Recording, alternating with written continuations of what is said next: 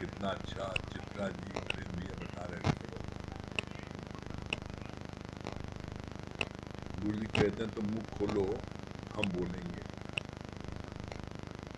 बार बार आपकी बात में सुना सपना कोई नहीं, हर के अंदर लाल, और मूर्ख जन खुदे नहीं करी बैठी। आप बस मुंह खोलो, परमात्मा अपने आप बोलेगा। हम लोग कैसे भाग्यशाली हैं कि हम लोगों को रोज ब्रह्म ज्ञान गुरु मुझसे मिलता है, गुरु की वाणी मिलती है। हम लोगों का भगवत गीता चल रही है, अब समाप्ति पर होने वाली है। 18वां अध्याय चल रहा है। 18वां अध्याय का कल 50वां श्लोक कंप्लीट हुआ है। कल क्या बोला था भगवान ने? कल भगवान ने बोला था, कर्म करो सेवा के खातिर, कर्म करो आनंद के खातिर, पर कभी भी रिटर्न का भाव नहीं रखना। निष्कामी का जीवन है सहज, जो जितना सकामी बद्धों से ऊंचा उठता है, उतना ही निष्काम उसके सामने आता है। कल यहाँ तक हुआ था कि कल 18वें अध्याय का 50वां श्लोक कल समाप्त हुआ। आज 51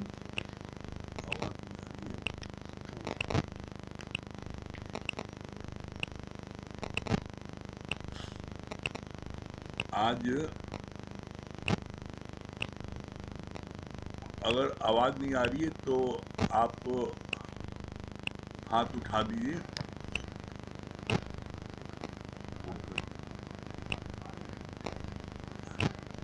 पूजा जी आवाज आ रही है? आवाज आ रही है तो हाथ उठा दिए। आवाज आ रही है? ठीक। आज भगवत गीता का 18वां अध्याय का 51 से 53 श्लोक। आज भगवान क्या बोल रहे हैं? गुरु ज्ञान से हमारे विचारों को ही बदल देता है। गुरु ज्ञान से हमारे विचारों को ही बदल देता है। जब तुम सर्वत्र जगदीश देखोगे तो दुनिया में कोई भी बुरा नहीं दिखेगा। नामदेव की ऐसी ब्रह्म दृष्टि बनी कि उसने कुत्ते में भी भगवान देखा। पत्थर लगाने वाला भी भगवान तो हलवा खिलाने वाला भी भगवान। ज्ञान से बुद्धि विशुद्ध हो जाती है। पहले हमारे अंदर सत्य और असत्य का विवेचन चलता है, फिर जब हमारी बुद्धि सत्य को पहचान लेती है तो वे विशुद्ध बुद्धि कहलाती है। कितना अच्छा विवेचन किया भगवान ने। क्या बोला? गुरु ज्ञान से हमारे विचारों को ही बदल देता है। आपके विचार, दुनिया का कोई सत्कर्म कर लो, पूजा पाठ जप तप दान पुण्य तीर्थ गंगा स्नान यमुना स्नान ब्राह्मणों को खिलाना दान देना, कुछ भी सत्कर्म कर लो, लेकिन तुम्हारे मन के विचार, तुम्हारे अंदर में जो विकार है, जो विषय है, वो लेस मात्र भी कम नहीं होगा, न समाप्त होगा। इस बात की गारंटी है कि आप गुरु जी के ब्रह्म ज्ञान को सुनोगे, गीता ज्ञान को सुनोगे, तो ऐसा हो नहीं सकता कि आपके विचार न बदले, आपके अंदर के विकार कम न हो या विषय कम हो। ये सारी चीजें आपके अंदर में उसी मात्रा में कम होगी जिस मात्रा में आप गुरु के वचन को अपने जीवन में लगाओगे। जितना जितना उनके वचन को अपने जीवन में लगाओगे, उतना उतना आपके अंदर से सारे विकार, सारे विषय और मन के विचार आपके। फिर कितना अच्छा बोला, जब तुम सर्वत्र जगदीश देखोगे तो दुनिया में कोई भी बुरा नहीं दिखेगा। एक परमात्मा देखने के अलावा आप कुछ भी देखोगे, भाई देखोगे, पत्नी देखोगे, पति देखोगे, बेटा देखोगे, जो देखोगे उसके अनुसार आपके अंदर में वो भावना पलेगी। जैसे आपने माँ होकर के बेटे को देखा, मेरा बेटा, तो आपके अंदर से मोह और जगेगा। आप देखा मेरी पत्नी, आपके अंदर में वासना उत्पन्न होगी। आपने देखा ये मेरा विरोधी है, आपके अंदर में उसके प्रति जो है द्वेष की भावना आएगी। जो करके देखोगे वैसी ही भावना आपके मन में आने लगेगी। अगर आप भगवान करके देखोगे तो आपके अंदर में कोई भी गलत भावना उसके प्रति नहीं आती। इसीलिए भगवान कहते हैं कि हर एक को भगवान करके देखो। ये इतना सरल नहीं है, कठिन बहुत है। जो भी विपरीत चलते हैं, जो बुराई करते हैं, अपमान करते हैं, उनके भगवान देखना बहुत मुश्किल है। लेकिन गुरु जी ने कहा आप नित्य नित्य इसका अभ्यास करो कि भगवान के अलावा कोई है ही नहीं ना। ये अगर मेरे साथ उल्टा चल रहा है तो निश्चित किसी न किसी जन्म में हम इसके साथ में उल्टा चले थे। आज मेरे कर्मों को ये काट रहा है। क्यों काट रहा है? क्योंकि आप ब्रह्म ज्ञान में आ गए हैं। और यहाँ गुरु जी ने बोला है बिन भोगे छूटे नहीं कर्म प्रतिबंधा। जो कर्म आप करके आए हो जब तक वो कर्म नहीं कटेंगे तब तक आपको मुक्ति नहीं मिल सकती। जैसे आपने बैंक से लोन लिया और जब तक आप बैंक का पूरा लोन का पैसा अदा नहीं कर दोगे आपके खाते में आपको चढ़ा रहेगा और वो आपसे वसूली करेगा जरूर। पैसा नहीं दे पाओगे, आपके घर की नीलामी होगी, आपके सामान की नीलामी होगी, वहाँ उससे पूरा नहीं होगा। तो जिन लोगों ने जमानत की है उनसे वसूला जाएगा, बैंक अपना पैसा छोड़ेगा नहीं। इसी तरीके से जो तुमने कर्म किया है वो कर्म जो है बिना भोगे छूट नहीं सकता। चाहे आप कुछ भी कर लो, यहाँ तक कि भगवान को स्वयं सेवा करनी पड़ी भगत की, लेकिन उसके कर्म नहीं काटे भगवान ने। जब सूरदास को पेट खराब हो गया, उनको पेचिस हो रही थी, गंध हो रही थी, तो उनका उस गंध को कौन साफ करे? उसमें पड़े रहते, गंध में सन जाते। तो परमात्मा स्वयं तीनों लोगों का मालिक पूर्ण ब्रह्म परमात्मा कृष्ण उनके उस गंध को स्वयं साफ कर रहे थे। जब 3-4 बार साफ कर चुके तो चौथी बार सूरदास ने हाथ पकड़ लिया कि कौन बार बार साफ कर रहा है। जब हाथ पकड़ा तुम्हारे कांधा तो पहचान गए, तो कहा तुम्हारे लिए कौन सी बात थी हमारा पेचिस बंद कर देना? कहा यही तो मैं नहीं कर सकता। क्यों? क्योंकि बिन भोगे छूटे नहीं कर्म कर प्रभाव। तुम्हारे को अगर अभी 5 बार पेचिस और आनी है और हमने अपने शक्ति से उसको बंद कर दिया तो परिणाम क्या होगा? परिणाम होगा कि तुमको उस 5 बार की पेचिस के लिए दोबारा जन्म लेना पड़ेगा, 9 महीने माँ के गर्भ में रहना पड़ेगा। इसलिए भगवान कभी भी तुम्हारे कर्मों को नहीं, तुम्हारे कर्मों को वो कैसे कर देते हैं? इतना आसान कर देते हैं कि तुमको उसका दुख नहीं लगता। तुम उस गंधमूत्र में सने रहते, बदबू में तुमको कष्ट होता, तो वो तुरंत साफ कर देते थे, कष्ट नहीं होता था। तो इसीलिए लाइन बोली गई है, ज्ञानी भोगे हंस के अज्ञानी भोगे रो। ज्ञानी को पर भी जो कष्ट आता है उसके शरीर में जो कर्म किया है, लेकिन उन कष्टों से वो दुखी नहीं होता। क्यों नहीं होता? क्योंकि उन कष्टों का उसको पीड़ा नहीं होती। कैसे नहीं होती तकलीफ? इसका गुरु ने बड़ा सुंदर उदाहरण पेश किया। जैसे घोर गर्मी और लू का महीना है,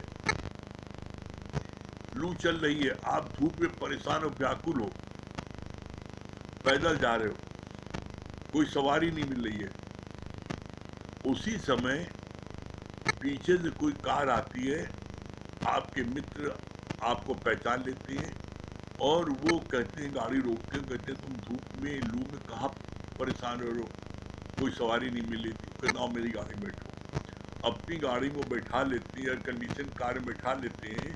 तो जिस लू से आप लू का थपड़े खा रहे थे, परेशान हो रहे थे, गर्मी लग रही थी, धूप लग रही थी, व्याकुल हो रहे थे, जैसे ही उनकी कार में बैठ गए तो क्या अब आपको लू धूप सता रही है?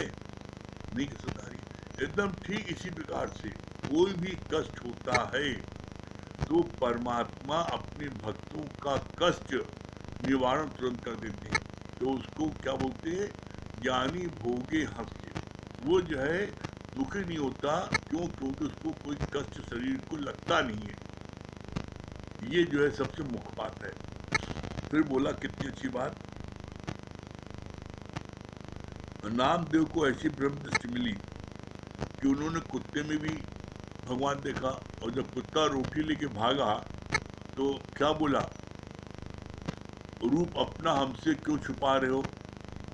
रूप स्वान का रखा, मेरे को उन्होंने उड़ा दी इंसान की। घी तो लगाते और रूखी रोटी तो न खाओ। फिर संत ने क्या देखा? जब संत को किसी ने ईंटा मारा और उसका जो है सर फट गया, तो हलवाई ने उसको हलवा खिलाया।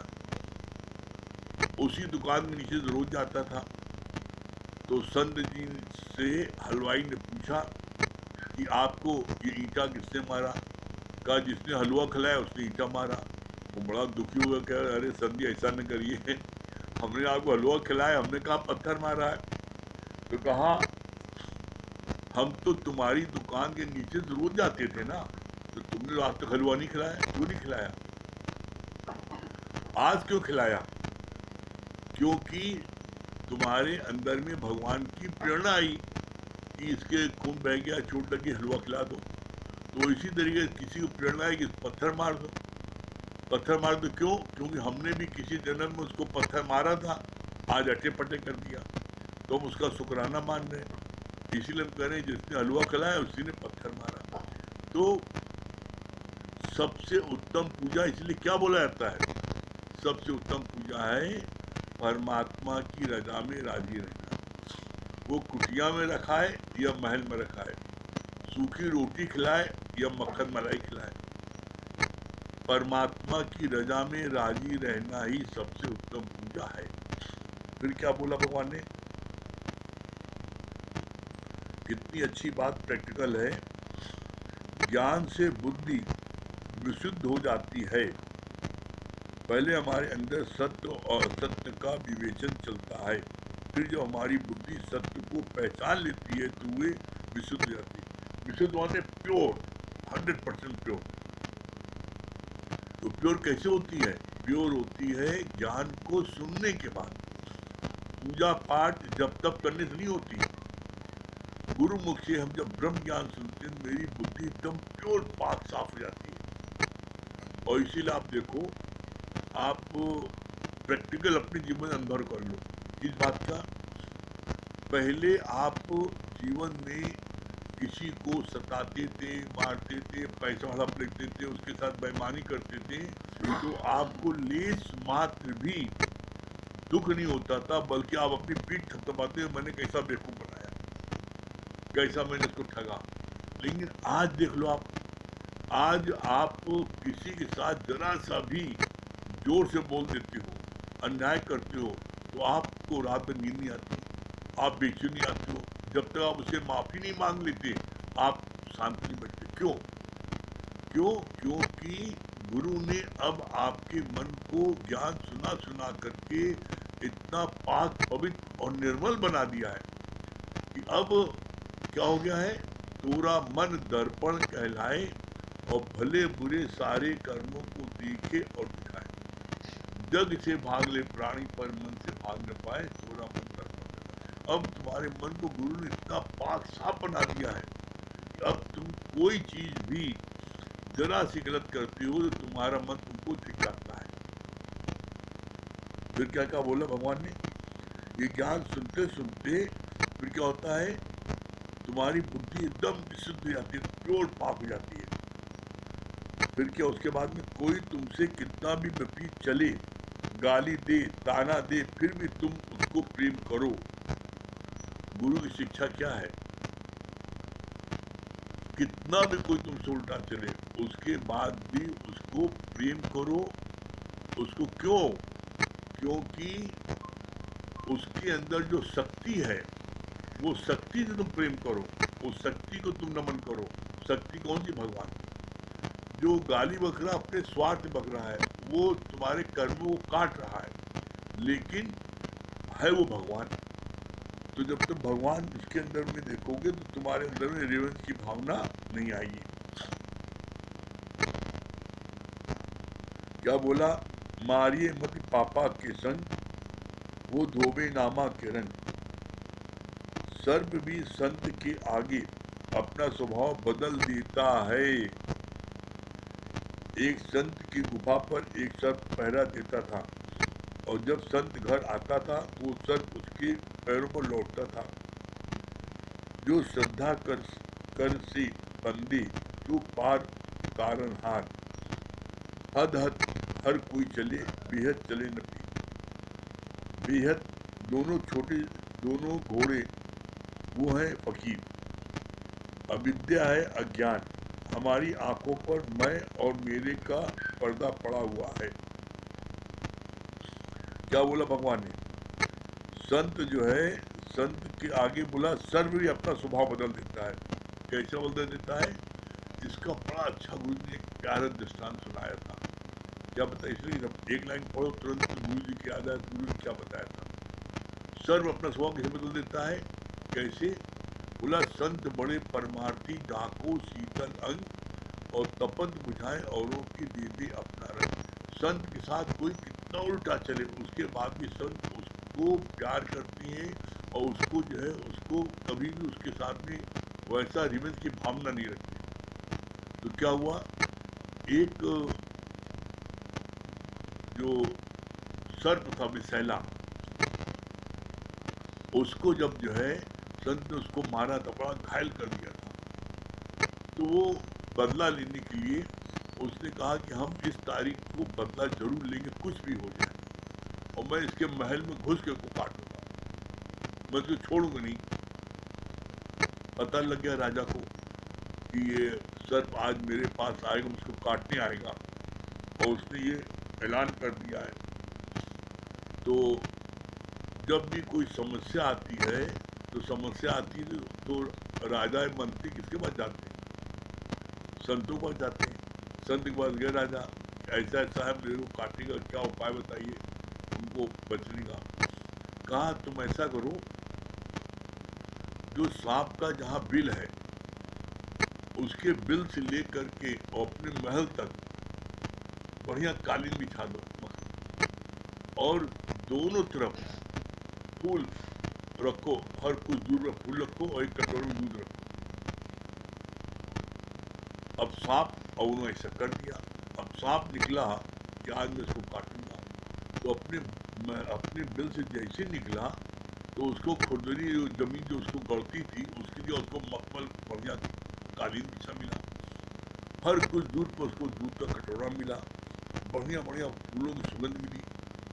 वो बड़ा आश्चर्यचकित हुए, ये किसने किया? तो उसने जो है पता लगा ये राजा ने सब किया है। तो कितना कुछ मैं काटूंगा। तो उसके महल पहुंचते पहुंचते जब वो एकदम तृप्त हो गया, दूध पी के तृप्त हो गया, सुगंध से उसका भरपूर आनंद आ गया, तो महल पहुंचते पहुंचते उसका मन बदल गया। यानी जिस राजा मैं काटने जा रहा हूँ, भले उसने हमारे साथ कभी ऐसा किया था, लेकिन आज तो मेरे साथ उसने इतना उपकार किया, इतना मेरे साथ किया, तो ऐसे राजा को उसने पश्चाताप किया है, और उसने आज इतना मेरा स्वागत किया है, तो अब उसको काटना उचित नहीं है। और उसने इरादा बदल दिया और लौट गया। यही बात यहाँ बोली कि संत के शरण में आने पर सांप भी अपना जो है स्वभाव बदल देता है। वो काटना छोटा नहीं निश्चित, लेकिन संत की राय से राजा ने जो उसका वो किया, अवभगत किया, उससे उसका इरादा बदल गया। फिर आगे क्या बोला भगवान ने? जो श्रद्धा कर बंदे सो पार उतारन हार, हद हद हर कोई चले बेहद चलने पर। जो श्रद्धा कर बंदे, जिसके मन में श्रद्धा होती है गुरु के प्रति, उसको दुनिया की कोई ताकत मंजिल तक पहुंचने नहीं रोक सकती। क्यों?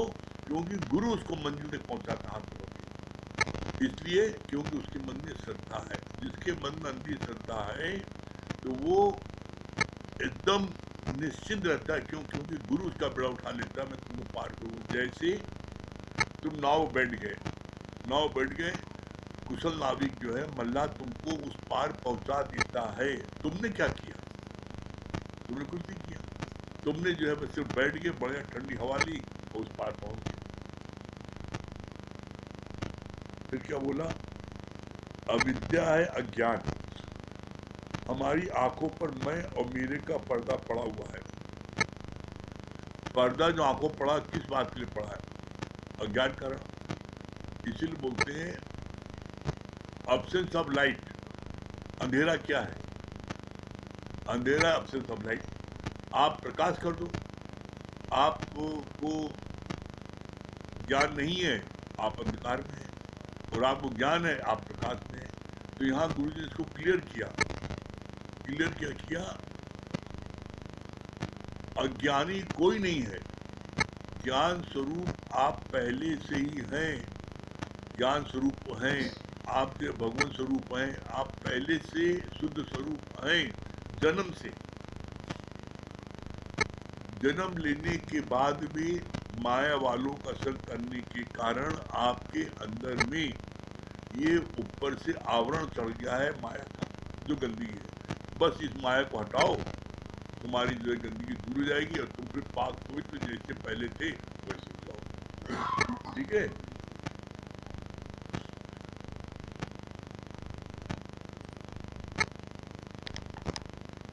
हाँ, नीलू जी क्या बता रही हैं?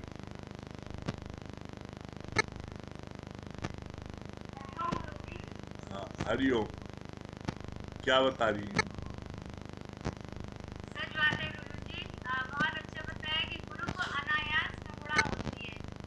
चाहे गुरु मतलब कोई कुछ भी करे, लेकिन गुरु अंत समय तक उसी मंजिल तक जरूर पहुंचाते हैं। बात बहुत अच्छी लगी। और संत का स्वभाव ही एकदम शीतलता, अग्नि भी जाए सुपर कितनी देखो वो भी ठंडी हो जाती है। हरिओम।